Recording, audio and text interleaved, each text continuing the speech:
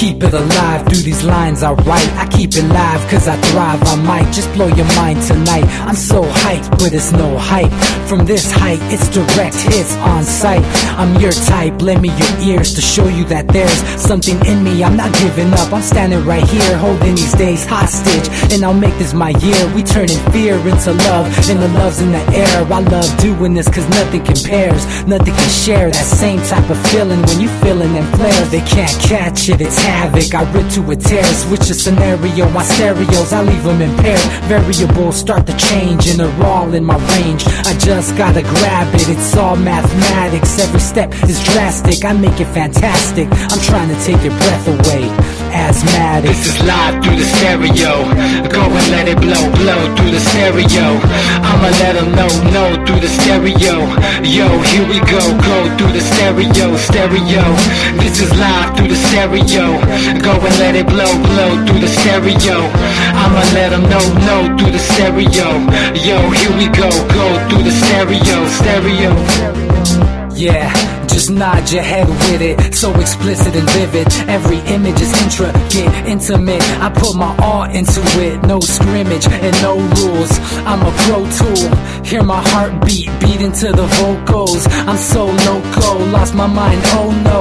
It's ponderoso, dope, so no overdose, cause it's dope, yo. Man, this is house grown, mixed with some milestones. So I let the style flow down like the Dow Jones, bringing it with some foul tones, letting the crowd know we getting loud, so it's eardrum rudiments. Yeah, we bring it rude again. Move, little hooligan. Music for tuning in, full time to the 10. I'm on my clock like I told you. I'm doing this for dreams we pursuing. Hey everybody, welcome back to the Anti-Media Radio. Once again with your host Nick Bernabe here on UCY.tv. Thank you all for tuning in, and we're glad to be back with you. We got an awesome show lined up for you tonight, plenty of news stories to talk about. We have some awesome guests in the studio tonight, and maybe some more will join us, and maybe we'll get some cool callers as well. First off, let me introduce all of our guests tonight in the studio. We have Levon from our radio show on Friday night. How are you doing tonight, Levon? Pretty good. Thanks for having me. Thank you. Well, thanks for coming by. We had a little staff photo shoot today for the Anti-Media. We're putting up some bios on the website so that people can get a little more acquainted with our team and get to know us a little bit better, because we're a lot more than just people typing behind keyboards and people behind this radio voice. We're actual people, kind of. I have suspicions that a few of us are aliens because they're so smart and stuff, but I mean, again, those are just suspicions. Just being humble, though. We have Jake Anderson, one of our awesome writers. How you doing tonight, man? Good, good. And we have a few other people here that we may introduce later on in the show. We'll see. Whoever wants to step up to the mic here in the radio studio, whatever happens, happens. I think we're also joined tonight by DB Schwartz, connecting with us remotely, my longtime co-host. How you doing tonight, man? Hey, man. For the first time in a long time, I'm pretty ecstatic about world events. This Iran deal, even if it sucks, what did it stop? That was pretty cool. Hey, I'm excited to hear you say that, man. Normally it's nothing but Chinese stock market crash. World War III is going to start on Tuesday at 5 o'clock p.m. Yeah. Hey, no guarantees. Hey, even if they have a central bank, it staved off something. We know that. Yeah, man. I'm glad you brought that up, because that is the first story that I do want to bring up, and it is the Iran peace deal, and it's the P5 powers plus one, which is a group of basically some of the most powerful military nations around the world, and they've, at least on paper, come to an agreement about the fact that we don't necessarily have to bomb Iran into submission. We could actually work together in a civilized way to do what it is that they're going to do, which is try to prevent them from having a nuclear bomb. And now, we've talked about this on the show plenty of times in the past, and I'm not one of the people that thinks that they shouldn't have a bomb per se. I don't think anyone should have the bomb, because it's just barbaric that we think that we need to blow up, have the even capability of blowing up millions of people at a time, if not billions, you know what I mean? I just think that's a very uncivilized way of looking at world events, thinking that you have to have nuclear bombs to, supposedly protect your national security. I don't really buy into that. But in the end, what we're possibly seeing unfold with Iran is a general time of relative peace, maybe in the Middle East, or at least not an escalation of epic proportions. Because DB, you and me have talked about this before, man. The U.S. or anyone for that matter does not want to enter into any kind of actual conventional war with Iran because they have a mutual defense pact with Russia, man. And so anytime we talk about this stuff, anytime the U.S., anytime Israel talks about, oh, we're gonna, there's a chance that we'd bomb Iran and stuff like that. A lot of these Republican candidates are gonna talk about how they're gonna bomb Iran in the debates and who could bomb them first and who could bomb them fastest and stuff like that. This is the talking points that are gonna come out of the Republican debates. But we all know, anybody that has at least a sense of reality knows that a war with Iran between the U.S. or any Western power, whether Israel starts it or we start it, anything, that's going to turn into a very, very much larger conflict. Well, it makes what we're doing right now in Iraq and Syria and all that stuff look relatively small. Well, I was going to say, if anybody knows a lot about how geopolitics works, our military pretty much runs on the sweet crude of the Middle East. So if Iran decided to shut down the Strait of Hormuz, then that basically starves our military out in about 2 or 3 months. Yeah, man, and again, you're right on the spot. I mean, almost always we've covered this before. Almost always these wars are about resources, and in particular oil.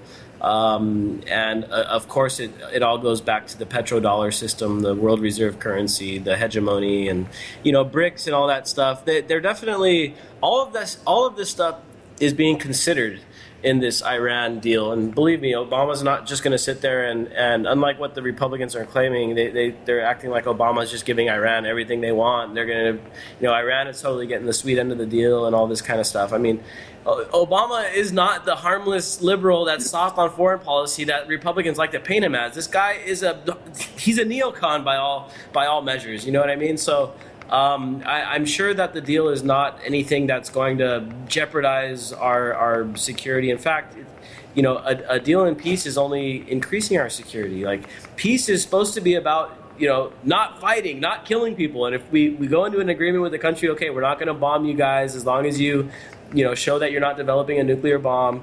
We're not going to have to bomb you guys in the next 20 years. Cool. That, to me, is peace, even though it may be based on agreements that, as I said in the beginning, I don't even believe in nuclear bombs. But, again, something is better than a little peace is better than a lot of war. I was going to say, Nick, they're so far beyond what people see in World War II that at the end of it. I mean, we're talking about ICBMs made out of cobalt warheads. I mean, you're talking about country killers now. It's not city killers. Right. Yeah, and as we've made this point before, man. If Iran has a mutual defense agreement with Russia, do we really think that there aren't already nukes stationed inside of Iran ready to launch if something ever goes on? I mean, that would be foolish. I'm not saying that I'm not saying the Iranian government already has a nuclear bomb. What I'm saying is there's a good chance that there's Russian nukes already stationed in Iran. Pakistan gave him the bomb, actually. Khan, the nuclear physicist from Pakistan, he gave them and North Korea basically the blueprint. Yeah, and that may be what brought the Western powers to the negotiating table, is that they don't want to admit to it, but this may be the reality of what's going on, because the fact of the matter is, having the nukes makes you pretty much invade-proof.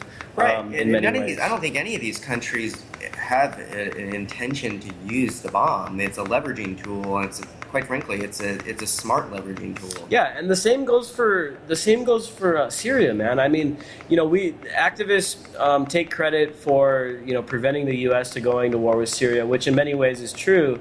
The public opinion was against the war with Syria and straight up, bombing the Assad regime and overthrowing the government. But the fact of the matter is that the Russians have their only foreign naval base in Syria, and that naval base, I guarantee you, is armed with nukes as well. So that also may have been a deterrent for us not directly overthrowing the Syrian government and instead going this whole route with getting into Syria with using ISIS as the excuse.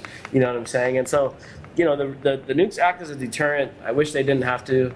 I wish they didn't exist, but it's a fact of life nowadays. But it's also a reason of concern, man. It's also a reason to be worried about and be active in opposing a lot of what's going on, because for the first time in history we are dealing with governments that have the capability of blowing up the entire world, dude. Like before the 40s, I mean, if you look back at the last huge tyrants, as far as there being like not a single superpower, I mean, look back at what the Nazis did. If the Nazis had the nuke capabilities back when they were at their height of power, they could have launched nuclear attacks all over the world and started just blowing everybody up. And so that's something that we got to keep in mind, man. We don't want to have these out-of-control governments, and now it's become the U.S. government that's mostly out of control around the world. We're the only people that have ever used one. We don't want to have to even trust our government with these kind of weapons that have this much destructive capabilities. The U.S. government is the only government that has nuked something. Yeah, we're the only ones that have used it in an offensive military way. Killing millions of innocent people. So, World War II, I'm not going to go into that, but the fact of the matter is, we want to get into some nuclear rhetoric. The fact of the matter is, we're the only people that have killed millions of people with nuclear. I think that we need to renew the movement to just start getting rid of nuclear arms altogether, man. And of course, the U.S. isn't going to get rid of them unless Russia gets rid of them. So the Russian citizens have to do their own work to get their own government, we got to bring all these governments to the negotiating table. And we got to get rid of nuclear bombs altogether. There's too many nuclear weapons out there. There's no way governments will ever relinquish what they have because they are scared of rogue weapons that could still be out there. Oh, sorry to interrupt, Jake. Actually, I was done. Go ahead, bud. Oh, I was just going to say that there was actually talk back in the day about having all of the world's nuclear arsenal put out into space, basically on one platform where people from every country were there, and they would decide what happened if they were used at all against some rogue government. But yeah, that was also broached in a lot of novels as well. It may be what happens. I actually think it would be possible, probably in the next 30 to 50 years, for an artificial intelligence platform to kind of, I have an idea. De-wire nuclear weapons. I mean, at some point, there's going to be a way in which the very moment a nuclear weapon became active, it could be deactivated in some sense. That's got to be within the purview of our technological. Well, sooner or later, man, we'll get there. Go ahead, LeBron. Well, there are some people who are projecting that we can use the blockchain, which is the global ledger that currently operates Bitcoin. But hopefully we could use the blockchain collectively to use a push notification from each individual that would be required to send a signal to said bomb. I think we should collectively decide, as a people, to send bombs to kill other freaking people. Yeah, but you know the world would immediately drop one on DC. Yeah. So. What a tragedy that would be. I mean, think about that notion. Like, we need to think globally. Yeah. I think we need to continually just push back on all these governments. We all know that government itself as an institution in general, in practice, like on paper, there's all these forms of government, all these philosophies and all these theories that are utopian in nature. But when it comes to practice, when it comes to okay, this is what's actually going to happen, whether we're talking about communist Russia or we're talking about capitalist United States, doesn't matter. Each one is operated by a more or less rogue government, and we don't want to give that power to one government to be able to blow up the entire world or kill everybody off on the planet. But that's what's cool about the blockchain, or the idea of utilizing it, is that it's transparent and that there can be no secrecy and everything's cataloged and verified. Yeah, exactly. And then you won't be able to have false flag, nuclear attacks and stuff like that. You could look back in the history. You actually know where it came from. Nick, now you're just going off the deep end. What happened in July? It's very verifiable, and I think we've got to introduce people to this new idea. Yeah, I mean, they're already starting to use the blockchain to secure financial transactions because they're starting to realize, okay, this is probably one of the most transparent, unhackable systems available in the world right now. So they're starting to use it to secure a lot of really sensitive things, and it wouldn't be out of the equation for them to start using it to lock down these nuclear bombs, make sure they're not hacked. Jake did an article not too long ago about how these Patriot missiles got hacked into over in Turkey, I think, right? Yeah. Was it Turkey? Yeah, it was in Turkey, but there were Oh, right. German It was the operated. Turkish-Syria border. Yeah. And yeah, there was a. I mean, I don't think there's confirmation on it, but yeah, that essentially a nuclear weapon interface got conflicting orders, and the government basically doesn't know how it happened, and the thought is it could have been hacked, and we know that remote control hacking of nuclear devices is possible. So it's just a matter of when it's going to happen, and very likely the government will be involved. Exactly, and then who knows who's actually hacking it? It could be any rogue person. It could be any false flag attack. It could be Russia. It could be the U.S. It could be China. It could be anyone. Well, it's the chaos of the geopolitical situation. And that's why what Levon is bringing up is actually a pretty decent solution, because it does provide a very secure, a very transparent way of showing what is actually happening with this stuff. We're also joined on the call tonight by Manny Aguilar. Man, how you doing, Manny? You want to chime in on this? What do you think? Of course, I was just waiting for the Mocha brother to get a green light here. A shout out to Nick and Jake and the goddess of anti-media, Levon. It's nice to hear a little different voice and stuff. And what's up, DB Schwartz? Also, I wanted to chime in because this is the problem here. Like, we're always accusing everybody of having weapons of mass destruction. Well, you know what? I'm sorry, but if I was in any country, personally, I would say, you know what? I don't trust the gringos.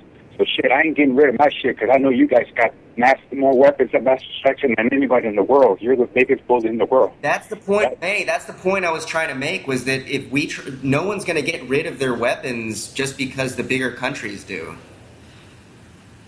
Yeah, exactly. So that's kind of very dangerous because people, this country has bluffed with everybody. The Native American Indians, they don't trust the government. They have reneged so many times that nobody trusts this government and stuff like that, And one of the things that's going to be super dangerous is that pretty soon we're going to be the enemy number one of the whole world. We're not going to know where the bombs or the bullets are coming from, Yeah. And later on, you might want to ask me about a story that I made a comment on the anti-media, by the way, when there's time. Sure, man. Yeah, I appreciate your insight, dude. And there was a poll recently that polled thousands and thousands of people all around the world. And it asked them who is the greatest threat to world peace. And surprise, surprise, the United States came out on top, and we were double any other country in the polling numbers. The next greatest threat was Iran, and of course it was mostly American people and European people that were saying, oh yeah, Iran is the greatest threat, followed by China. But these countries were way further down. How many different countries were polled?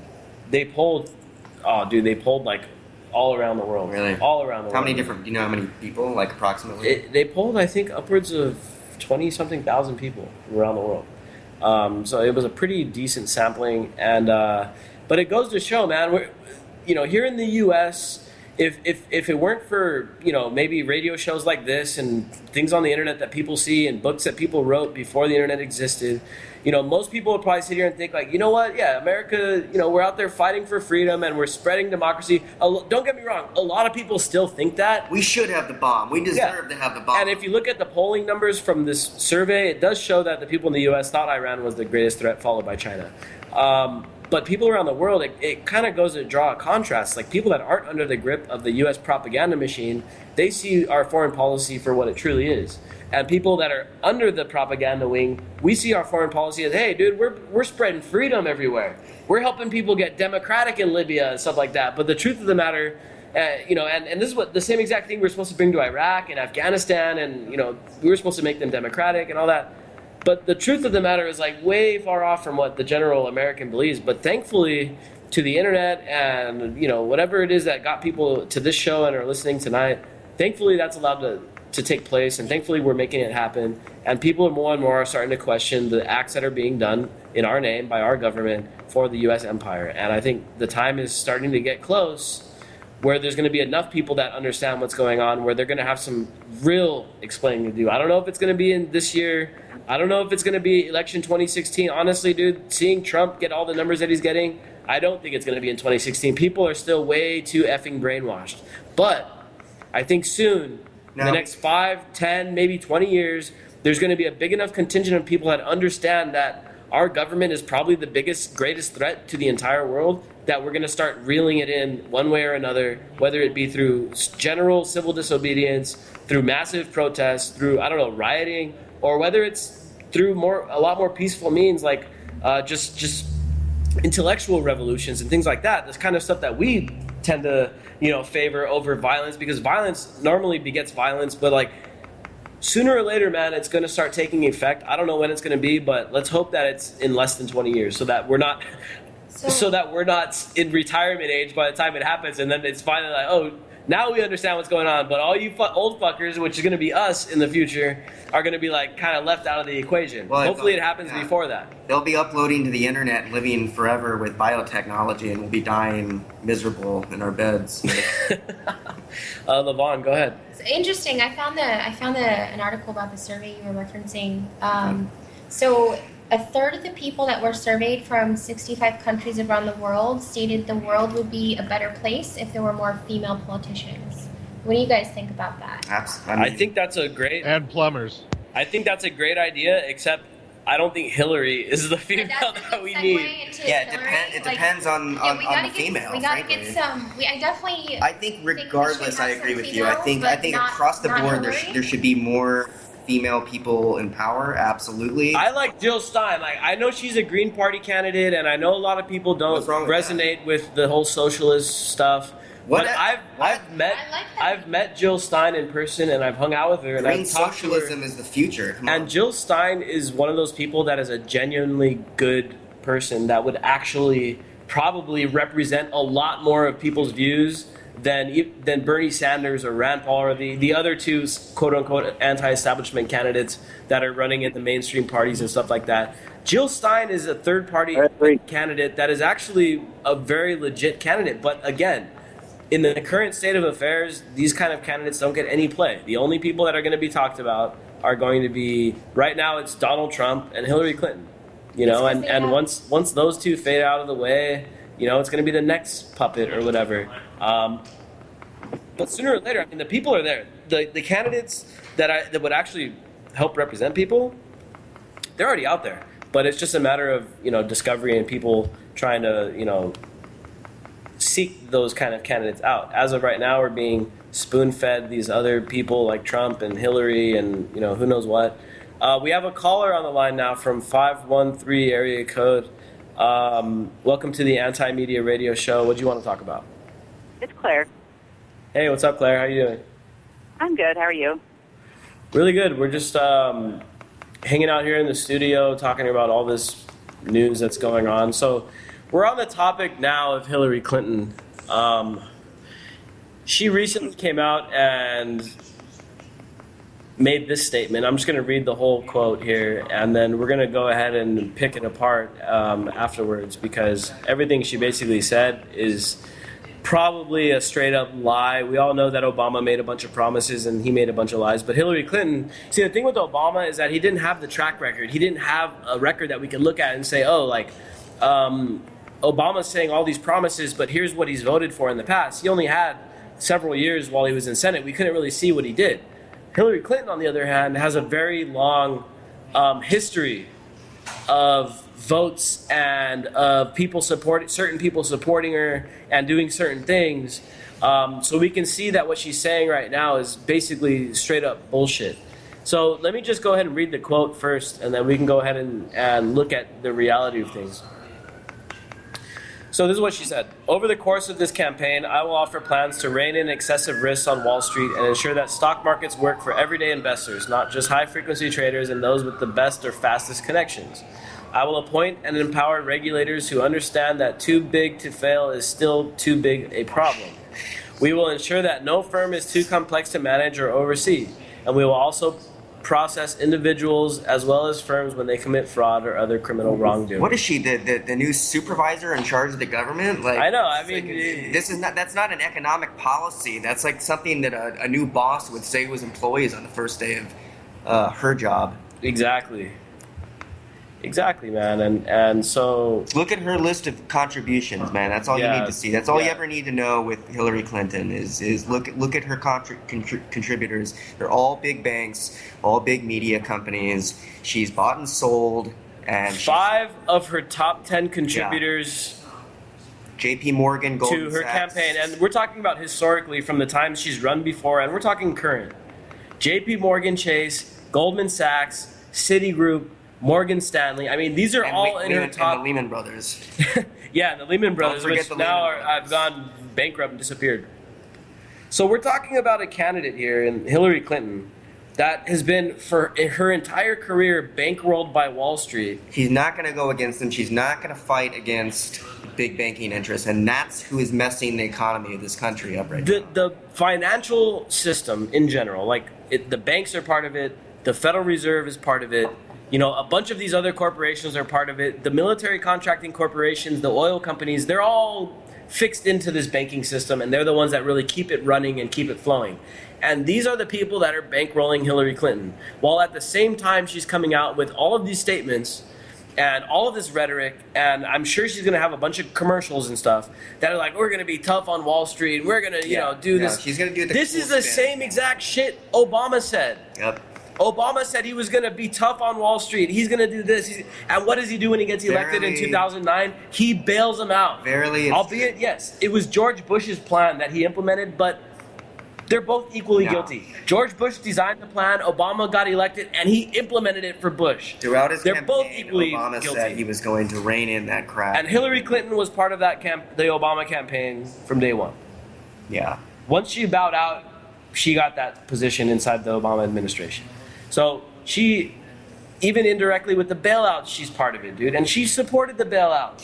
We have to, our only hope, Obi-Wan, you're our only hope. We have to have a candidate that takes on the banks in such a way that it completely derails Bitcoin. Like JFK, you mean? Yeah. We need a candidate. Basically, no, you're right. We need a candidate like JFK who's going to go into office knowing he's going to get assassinated. It's got to be or her. Could be a her as well. But you have to have someone in this day. Imagine if JFK. What happened to JFK? Imagine if that happened in today's landscape with social media, with ubiquitous surveillance everywhere.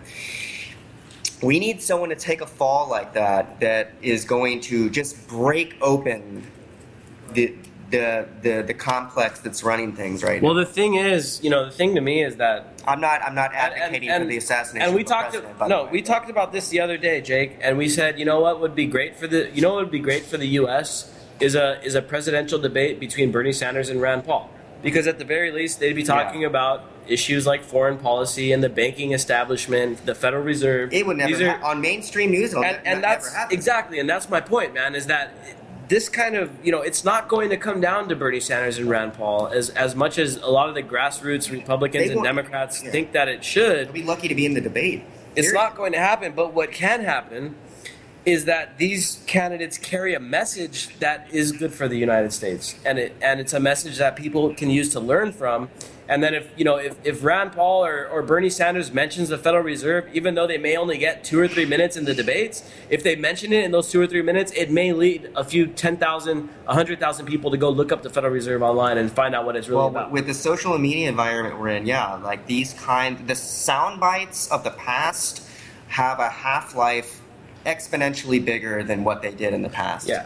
But see, what we're talking about here is probably the world's largest bureaucracy, and it's not going to elect a head of the bureaucracy that's going to challenge the bureaucracy. So the fact of the matter is that neither one of those candidates are going to get any legitimate play in the mainstream and in the electoral process, in the debates even, because the debates are completely controlled as well. If you look back at the 2012 Republican debates, and it's clear as day, Mitt Romney was favored from the start. He got more face time than every other candidate, and he wasn't even the front runner until the very end. He literally, Mitt Romney was chosen to lose against Obama in 2012, and no one even wants to mention that. But the fact of the matter is, the debates, the process of the debates are controlled. I mean, if anybody's ever seen the documentary called Hacking Democracy, you can argue that even the voting machines are controlled. I mean, the democratic process. 2004 was. I mean.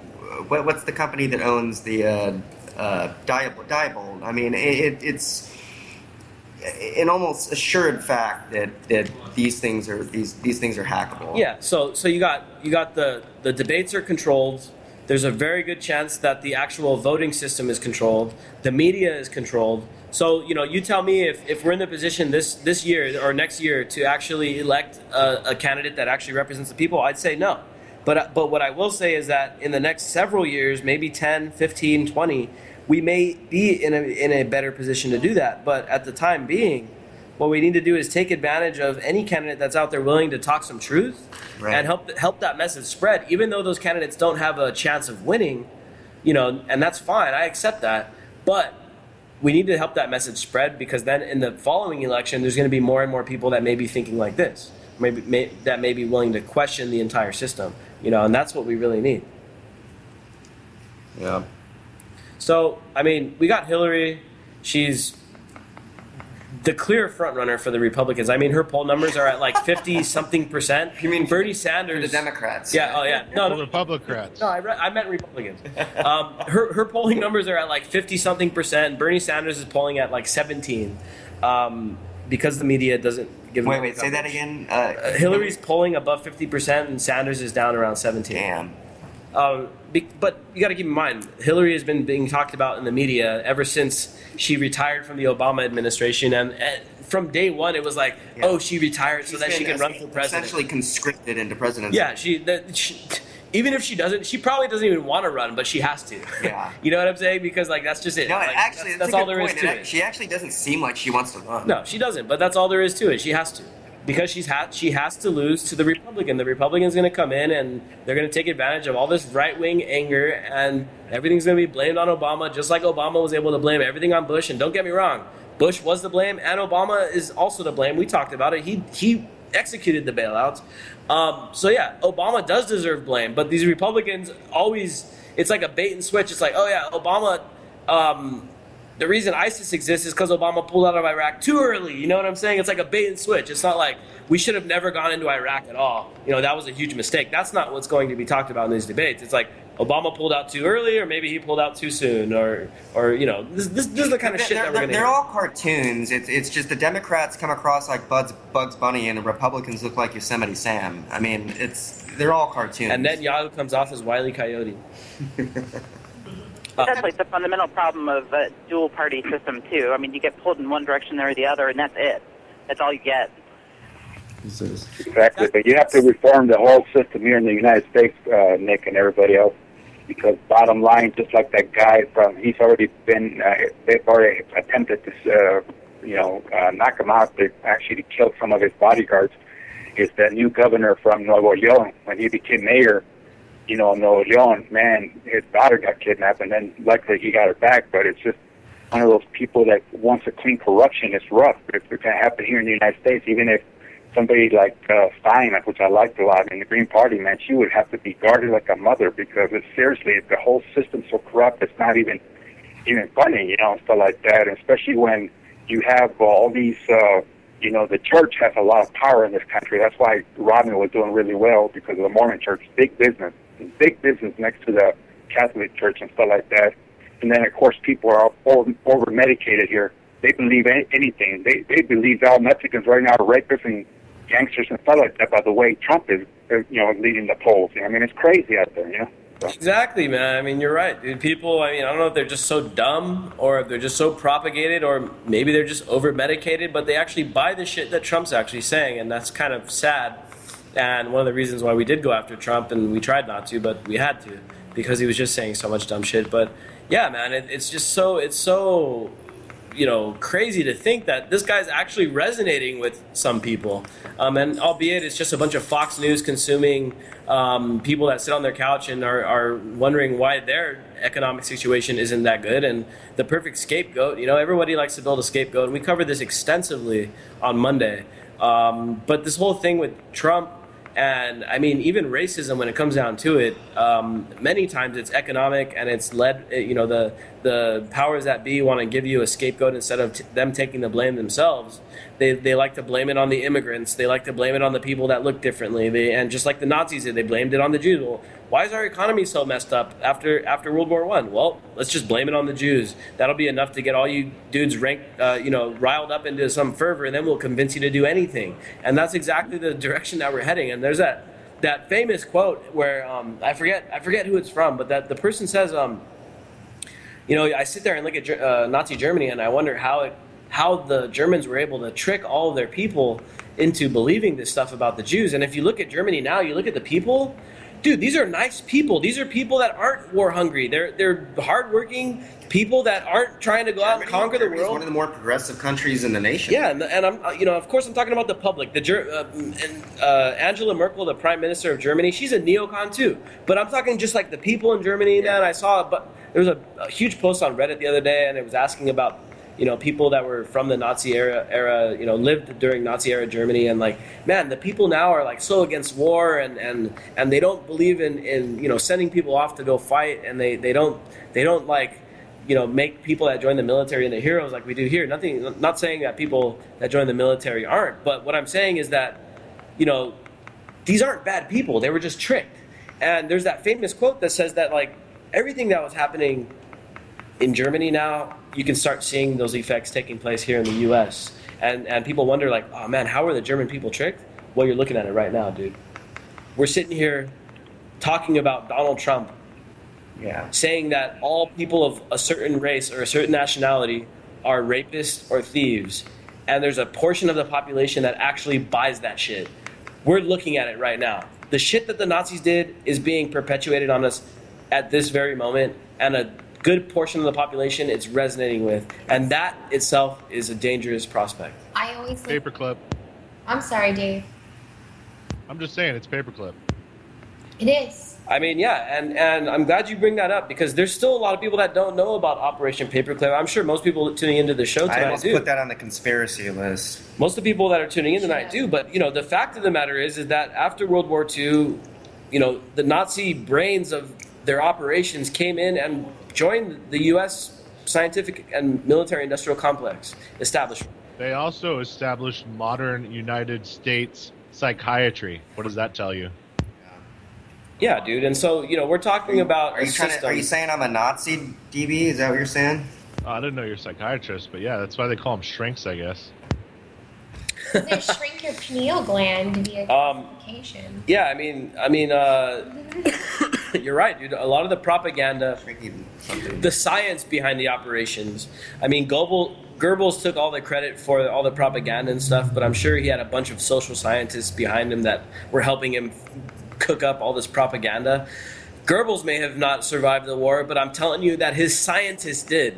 And guess where they came? Here to the United States. And that's when, that's what Operation Paperclip was. Look, and you gotta be careful with these Nazi references.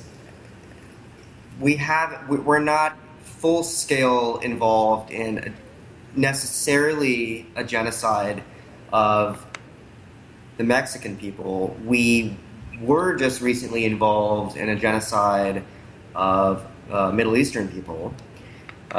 We couched it under the terms of war and the need for oil. I would argue that the killing of, what was it, anywhere from 100,000 to 300,000 civilians during the Afghanistan and Iraq wars, I don't see how that's not genocide. The numbers have been up to 1 million, dude. Yeah, it's like 1.5 million in Iraq alone, actually, if you account for the people who are killed as a result of being displaced. Genocide is a very specific word that refers to specifically targeting. Yeah, I don't think we're not about to commit genocide against Mexican people. I'm not saying that. What I'm saying is that they're using these propaganda techniques that are very Nazi-like. Right. To demonize Mexican people and Muslim people and people that are now becoming very convenient for the establishment to use as a scapegoat for the reason why are the affairs of this country in disarray? Why is there so much bipartisanship? Why is my job stagnating? Why are wages so low? Why do we have to pass laws to raise wages if the economy is supposedly fixed? Well, these are all questions that people sit there and wonder.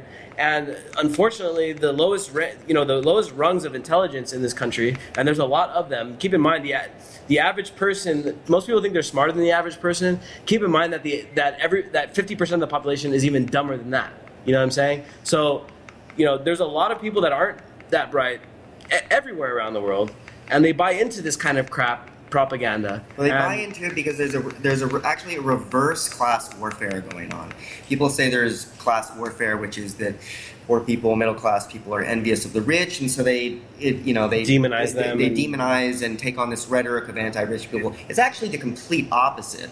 The class warfare is actually from the top down, and it's been going on for decades. So when you talk about class warfare, let's talk about the real class warfare that's going on, which is the rich that are completely for lack of a better word, enslaving the middle class and lower class. I mean, the class warfare in rhetoric may be against the rich, but in practice, look at the cops, look at the institutions, look at the war on drugs, look at all this stuff that it's physical, it's in paper. There's millions of fools locked up right now because of it, in jail, in prison. Yeah.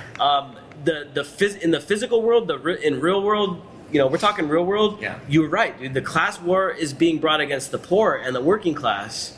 And it's being sold as like, oh, all you poor people are just jealous of the rich and they did nothing wrong and this and the other. Immigrants are very in many ways. I mean, there's a lot of people that are relatively rich that have done nothing wrong, dude. But you got people like Trump who acts like he's some kind of entrepreneur. It's like Trump is old money. Trump is crony capitalism. Trump is backdoor deals with governments, getting special tax breaks, special permits, special benefits and entitlements because he is who he is and has connections. It's like cops. Cops, if there's good cops out there, they should arrest the bad cops. If there's good rich people out there, they need to rein in the bad rich people. Yeah, man. I mean, that's all there is to it. That's all there is to it. If the good cops in there have to arrest and call out the bad cops, and it's the same with the upper echelons of the government and our society. If people are not willing to stand up against corruption, then you're corrupt. Yeah, man. We're going to get ready to shift into the next story here. And we're going to talk about one of Claire's articles because it's a really big story and it's gone basically untouched by the corporate media or the mainstream media, whatever you want to call them. They really haven't really covered it at all. I think Huffington Post has probably maybe mentioned it a couple weeks ago, but that's about it. But first, I'm going to take this caller from 305 area code. If you want to chime in on this conversation or if you want to ask a question, it's up to you. Go ahead. Okay, 305. I don't think they're going to talk. Yeah, they hung up. All right, we're good. Yeah, we're tongue-tied. So basically, we got this this trade deal, right? The TPP. We've kind of, it's been getting coverage because it was stopped in the Congress, and it was like, oh, Obama takes a huge blow to his to his trade deal. But then, of course, it was just like, okay, now let's go ahead and take a step back. Let's let the powers that be make a few more negotiations. Let's throw a cultural distraction in there for the people to eat up. And then while they're distracted, let's go ahead and pass the fast tracking of the trade negotiation process. It basically gives Obama full authority to unilaterally negotiate all of our trade agreements for the rest of his term, and it probably also goes on for the next president as well. Oh, yeah. But, so we got the TPP, we got the TPIP, the TPP-IP, I think it's called. TPIP. And so many other trade agreements that are also going up for negotiation and that Obama could possibly close in on before the end of his term.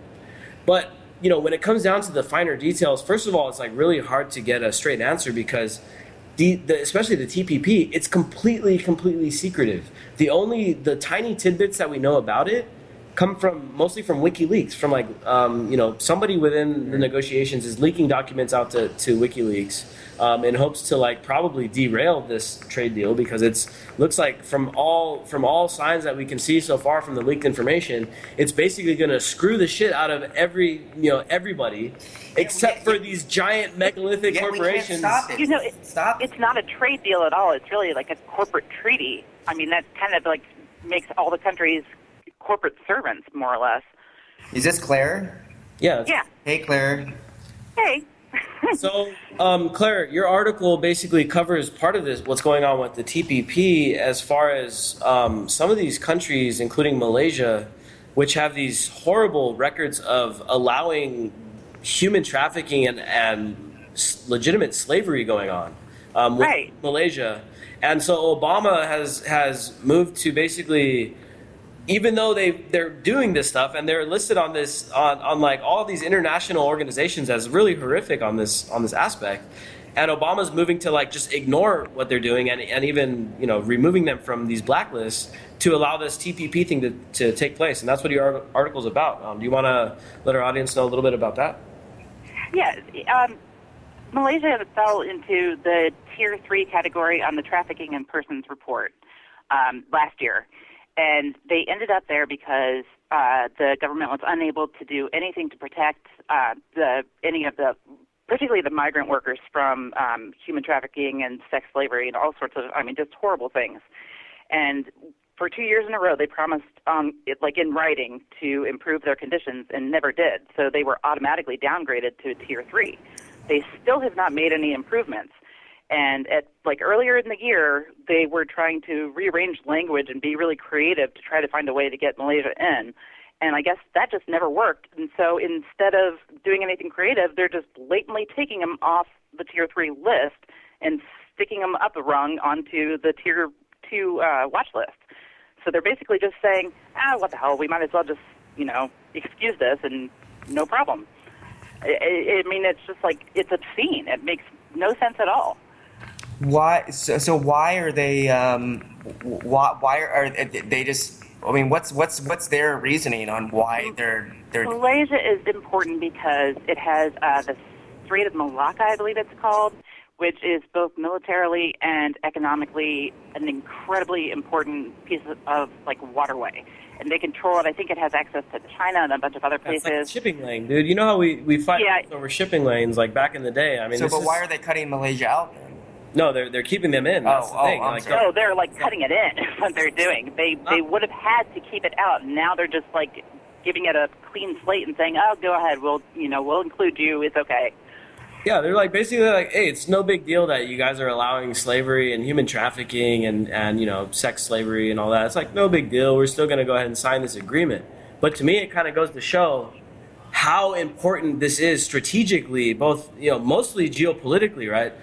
Exactly. Obama and for the powers that be that are helping control Obama. And keep in mind, if you look at the TPP negotiations in Congress, you'll see that it's the Republican Party that's extremely pushing this thing forward, and they got their Democratic president to be the cheerleader for it. It goes to show that both parties have the same agenda. The Republicans in Congress, they're opposing it superficially to try to maintain their street cred, but in the end, enough of the Democrats voted in favor of it, just enough to pass it through. Well, the Democrats as far as the cling to this, the fast tracking. Keep in mind, the TPP, it's not signed yet.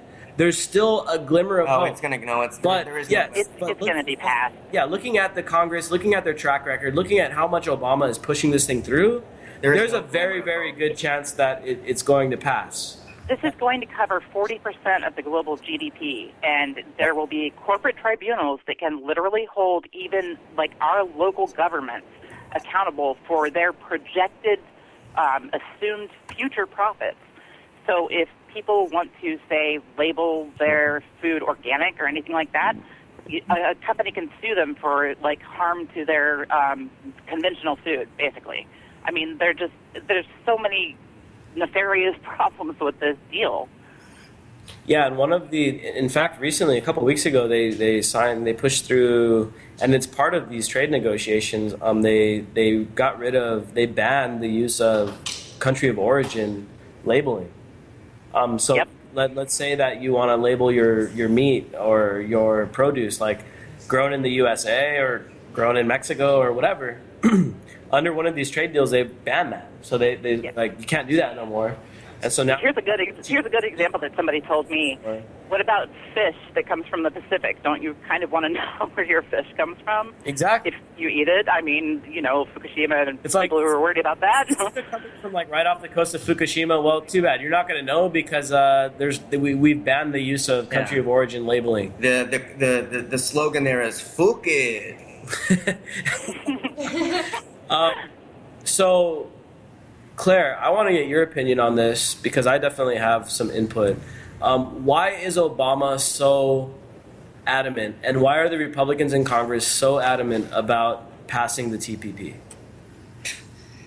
I really think it has a lot to do with how integrated corporate America and political America have become.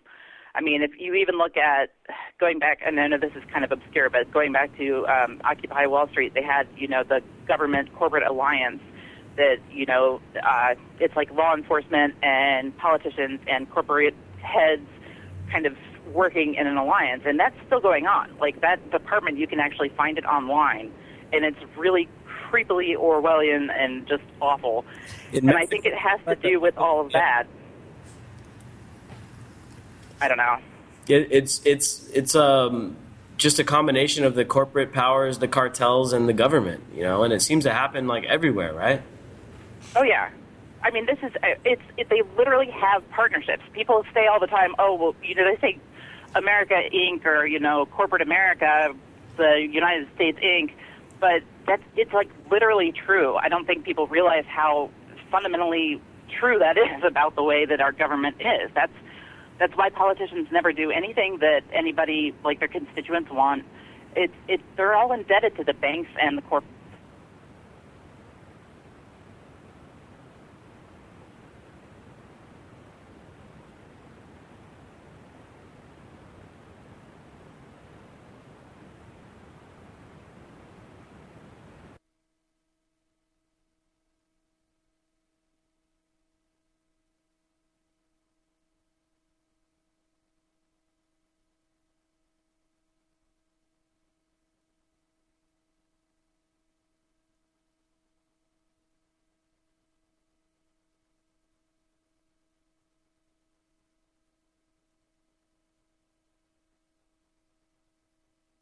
In fact, at the factories where they build the Apple products, they have nets around the buildings because so many people jump off the buildings to commit suicide. They put safety nets up so that they get caught in the net and they can't kill themselves. Yeah, do you guys know that? The people at the companies are so miserable. At Foxconn. They set up nets around the companies so that because so many people kill themselves, they'll catch them. That's how messed up the neoliberal agenda is. Exactly, and if you think back as a kid, the Hot Wheels cars. You look on the, if you look back at your Hot Wheels cars, it says "Made in Malaysia." And this is the same country that Claire's article is about. It's Malaysia, dude. Malaysia. It's right next to China.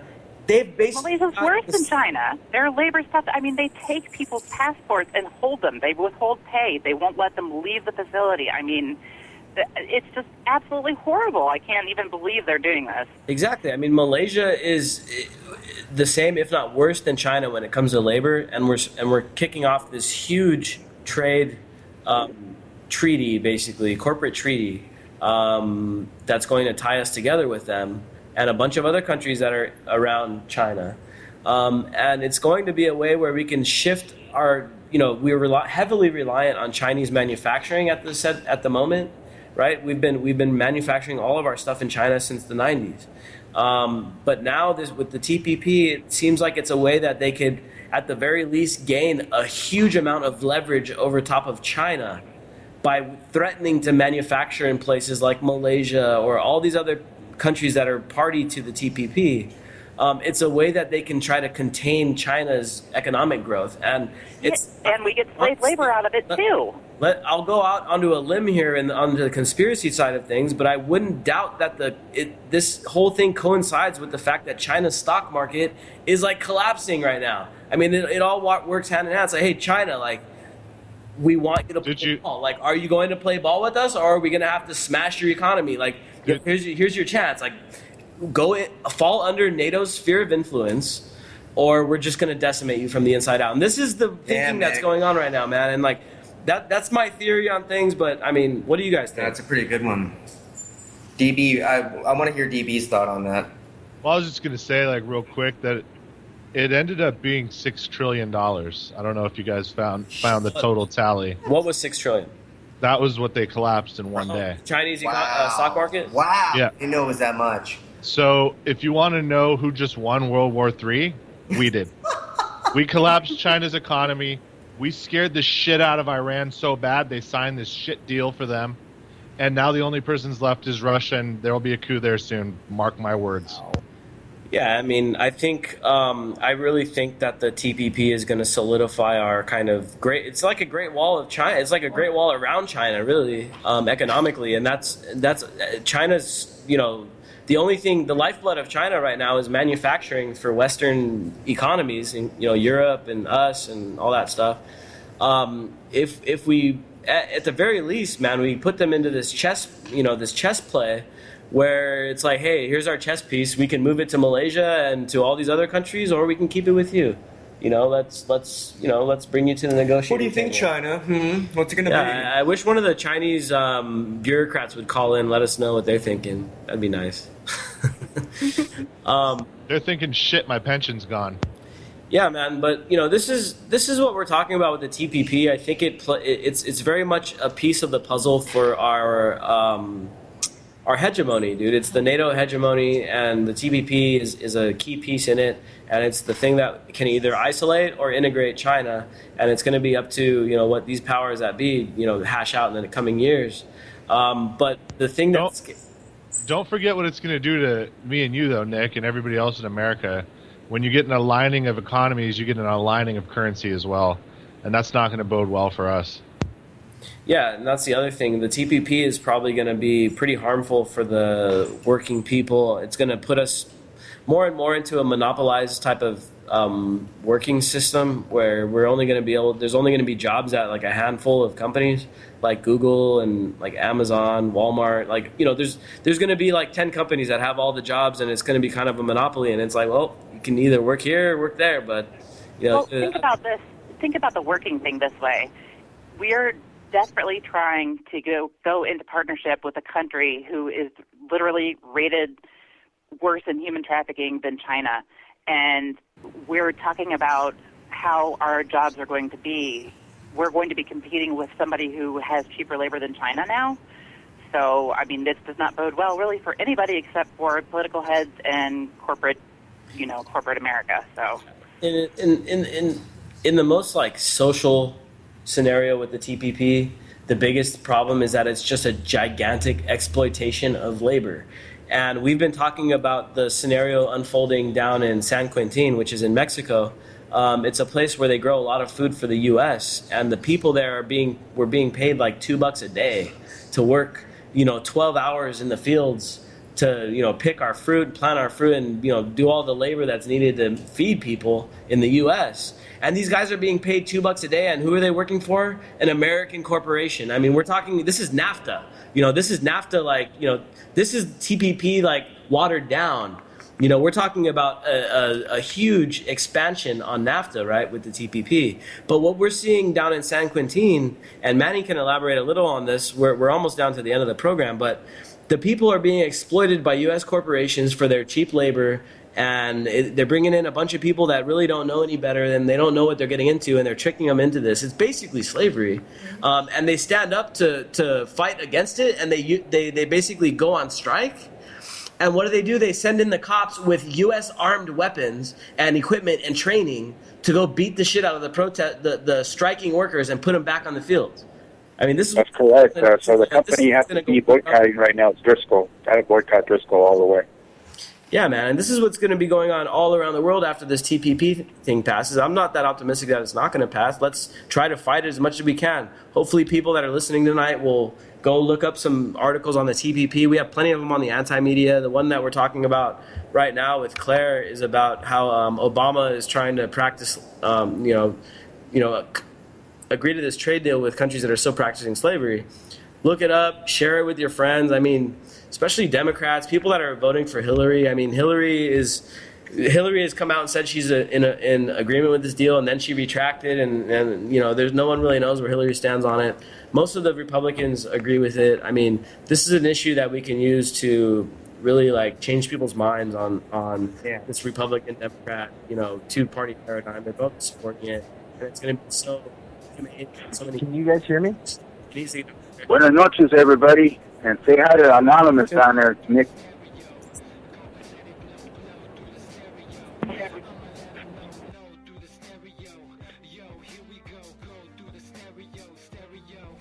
Hello?